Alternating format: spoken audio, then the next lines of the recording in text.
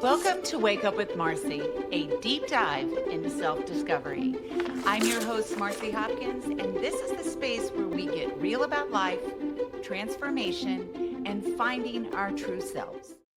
Hello, all, and welcome back to Wake Up with Marci, where we have real, raw conversations, explore radical healing, and help you to wake up to your worth.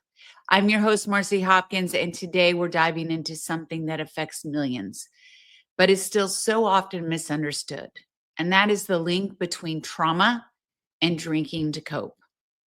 This is a deeply personal topic for me, one that I've lived through, unraveled, and healed from. And I'm here today not just to educate you, but to walk with you wherever you are on your journey. I want to meet with you because this is not an easy journey and it's not easy to understand.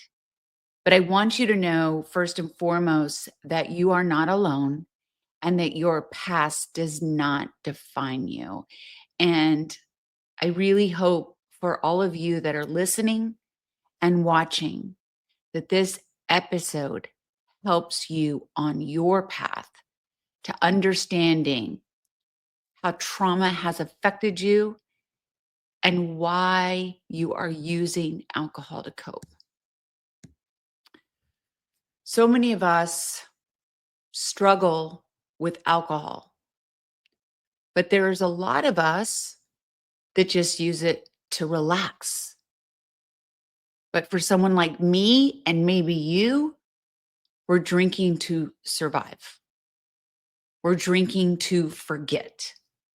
And for many, trauma is the reason we ever picked up whatever substance or drink that you picked up in the first place. So let's talk about trauma. What exactly is that? That's an emotional injury from overwhelming, painful experiences. So a trauma rewires the brain, especially around safety, fear, and self-worth. And alcohol or drugs often become a way to self-soothe when nothing else seems to help.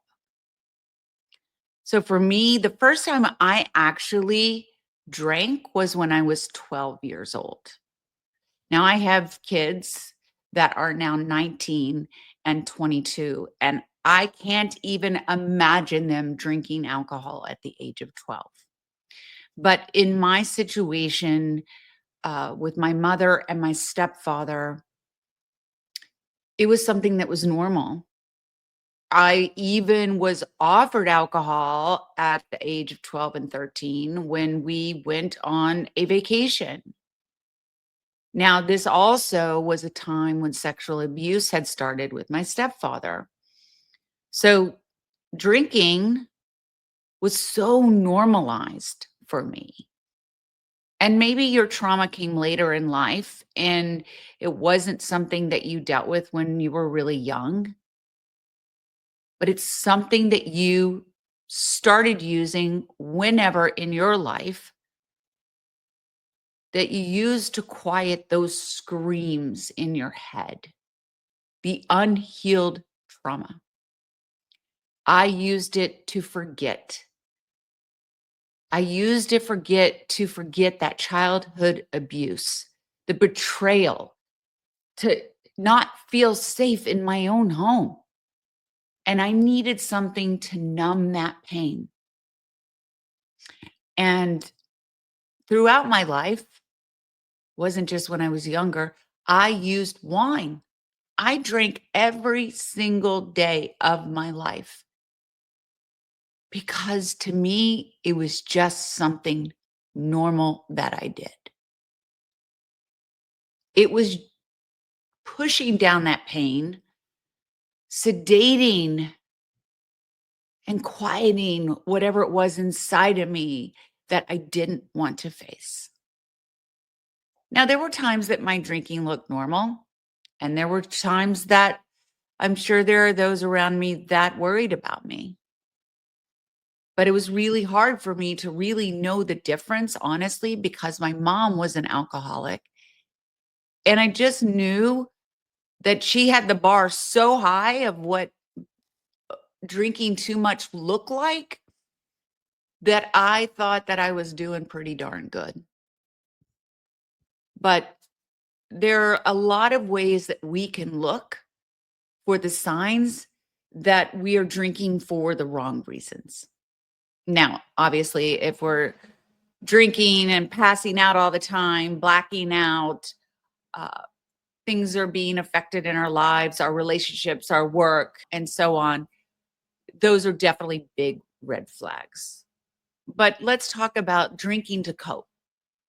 And this is about drinking to avoid feelings of anxiety, shame, or painful memories. This is something I did later on in my drinking. It wasn't something I necessarily did throughout my time of drinking, which was the majority of my life. But at the end of my drinking, around 45, 46, I started hiding my drinking. So if that's something maybe that you're doing, you're hiding your drinking and you're feeling guilty about it. You need alcohol to sleep, socialize, get through the day. Uh, a lot of times we think that we're drinking to help us to sleep.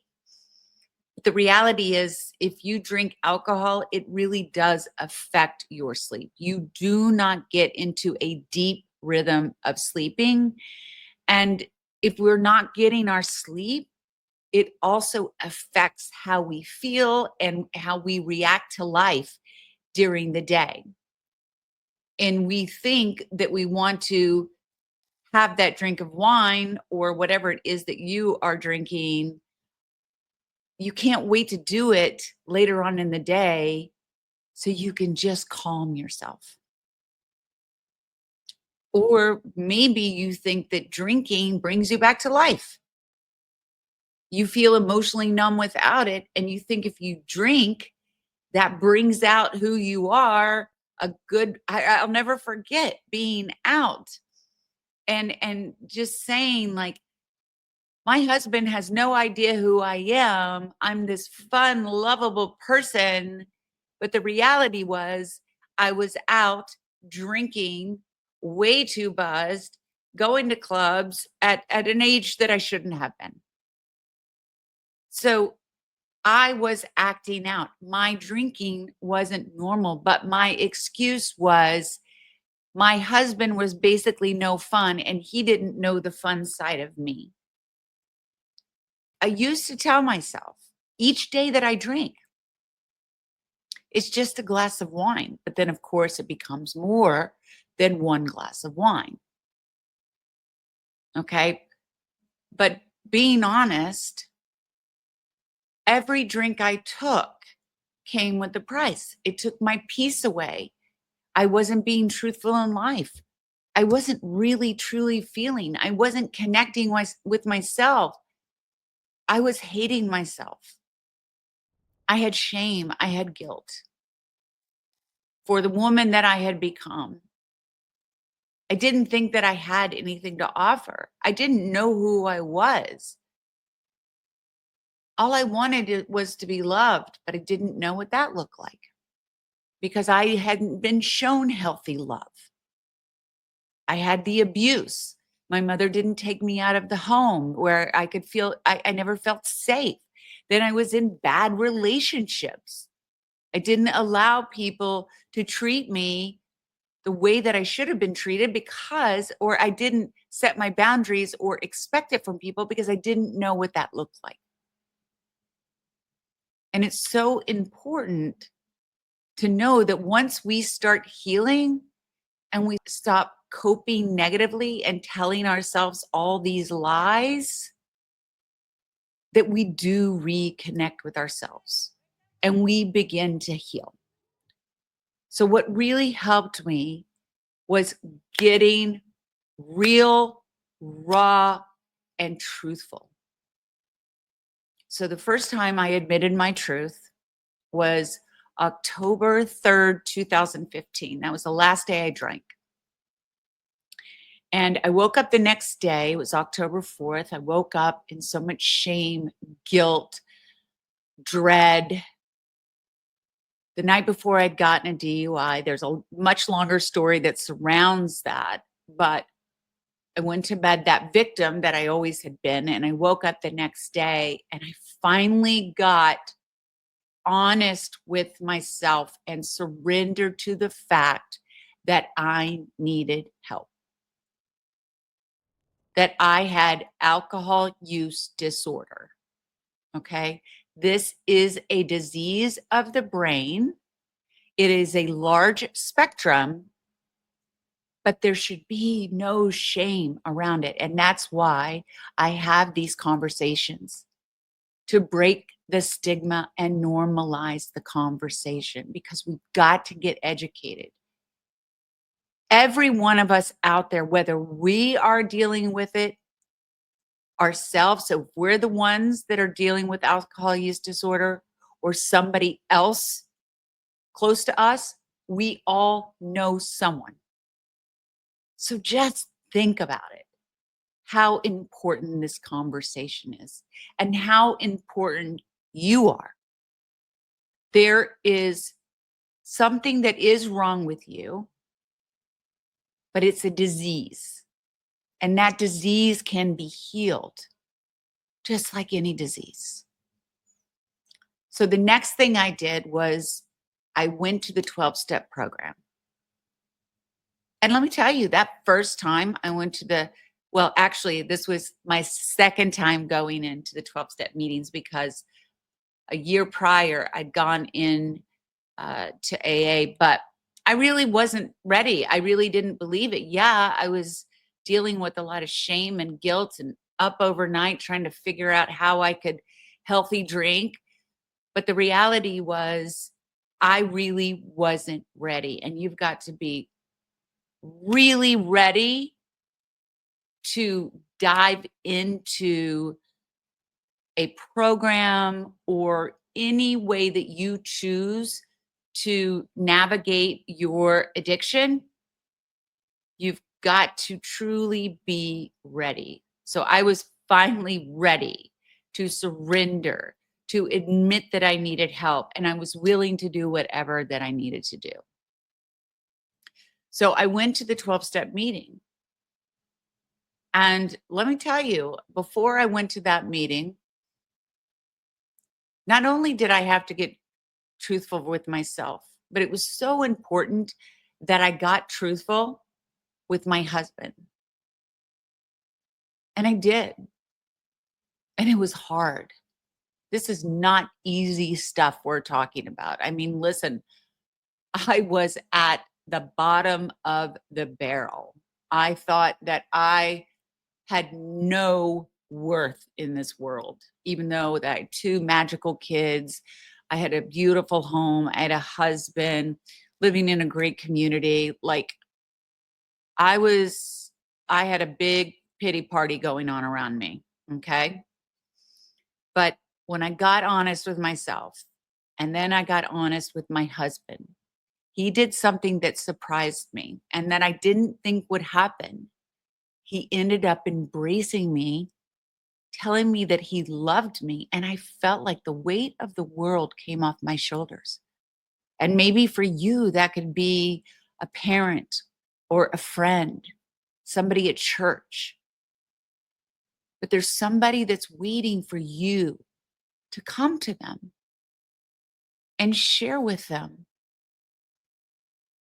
They're ready for you to admit your truth, and they're ready to step up to help you. Now, there are many ways that we can get help. And like I said, I went to the 12-step program. I mean, even the first meeting I went to, uh, after I really, really got raw and honest with myself, I ended up getting sick in the bathroom. Sick in the bathroom. I mean, could my shame and guilt get any worse? I was mortified. But you know what? I washed my face and I went back out there and I sat down, because it was time. I was ready. Okay. And there's going to be a lot of things that you learn through this process that are going to help you. Now, listen, there are sober coaches out there. There are online meetings. There are books you can read. Um, there's rehab, which is really important. And this is something that I want you to really, really ask yourself.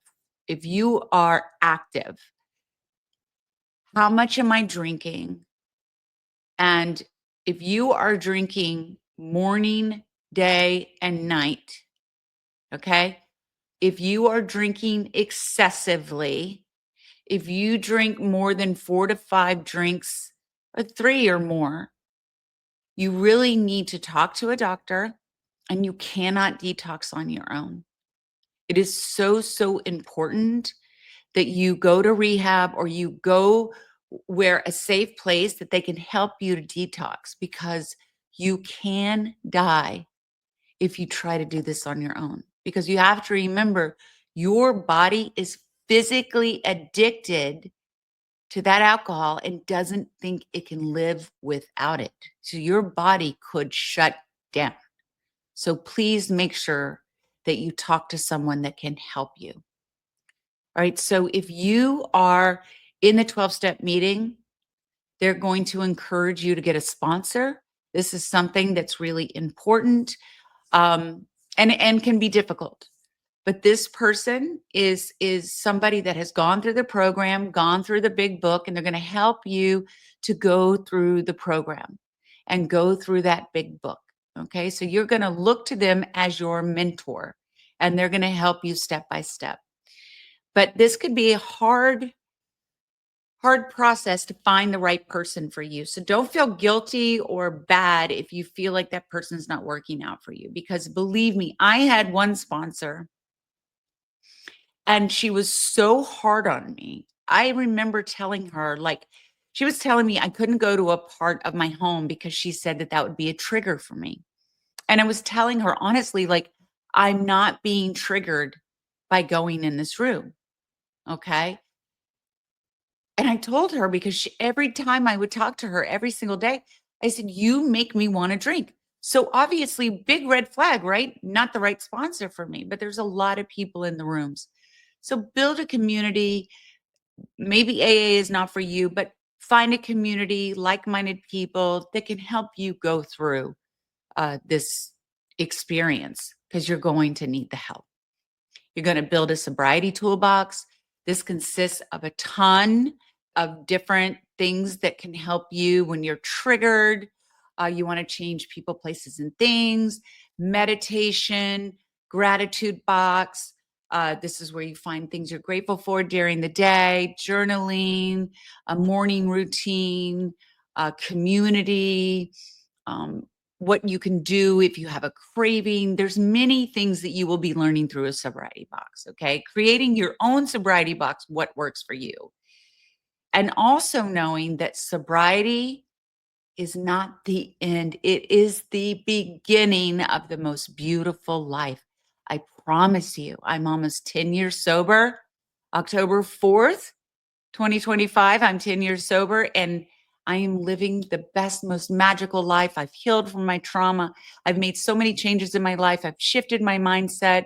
I don't talk negatively to myself anymore. And if I do, I know what to do with that. I know how to respond to people.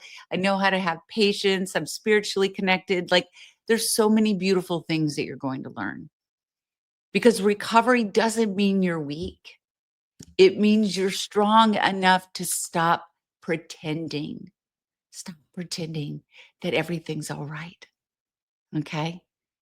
So, a few tools that you can use today are mindfulness practices to ground you in the moment.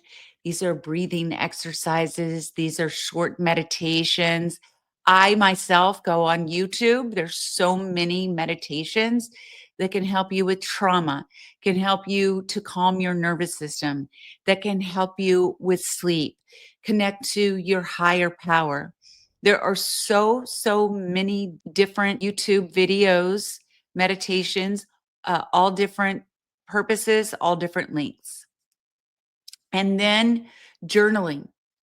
And I want to offer these things to you because I myself have created one sheets that I would love to share with you.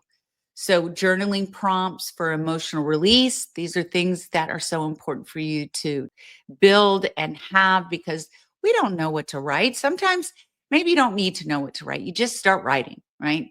And then you're going to need daily rituals, gratitude lists, morning check ins, breath work, like I talked about, your support groups, AA, sober circles, online communities, talking to a professional, especially if you've experienced trauma. I mean, I would say therapy is so, so vital through all of this because it's not about just putting down the drink, it's about all the work that goes on after it to heal, to change, to shift how you live and how you think.